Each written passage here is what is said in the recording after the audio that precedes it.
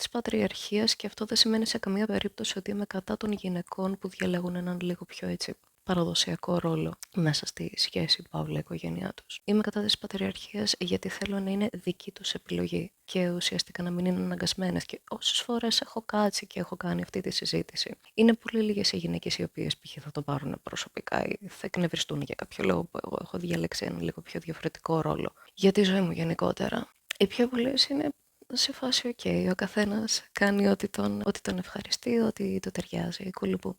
Ναι, μα είναι και γυναίκες οι οποίες βρίζουν το φεμινισμό γιατί έχει καταστρέψει τους άντρες και... Ναι, υπάρχουν και γυναίκες οι οποίες είναι μαλακισμένες. Η μαλακία δεν έχει φίλο σε καμία περίπτωση. Υπάρχουν και αυτές.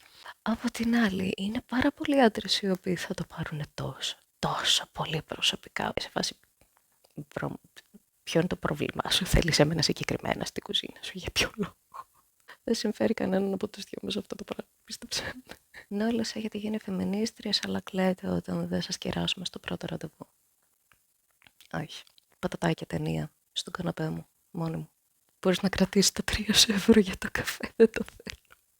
Αν πιστεύεις ότι μια γυναίκα πρέπει να είναι αναγκασμένη για να μπορεί να μείνει μαζί σου, έχεις πάρα πολύ χαμηλή αυτοεκτίμηση. Σε παρακαλώ πάρα πολύ, κάνε κάτι γι' αυτό.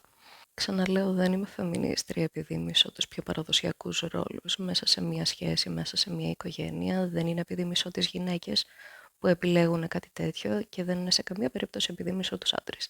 Είναι επειδή θέλω και εγώ και γενικότερα όλοι οι άνθρωποι να μπορούν να είναι σε μια σχέση επειδή το θέλουν, επειδή νιώθουν ότι τους αγαπάνε, ότι μπορούν να είναι άνετα, να είναι ο εαυτός τους, να στηρίζουν ο ένας τον άλλον σαν να είναι ομάδα και όχι επειδή είναι αναγκασμένοι. Όχι επειδή η κοινωνία μας αναγκάζει να παίρνουμε κάποιο συγκεκριμένο ρόλο που μπορεί να μην μας ταιριάζει. Μπορεί να μας ταιριάζει, μπορεί να μην μας ταιριάζει. Αγόρια, κορίτσια, ενδιάμεσα να είστε με ανθρώπους που σας ταιριάζουν, να κάνετε αυτό που σας ταιριάζει, να δέχεστε ο ένας τα όρια του άλλου και να προσέχετε τον εαυτό σας.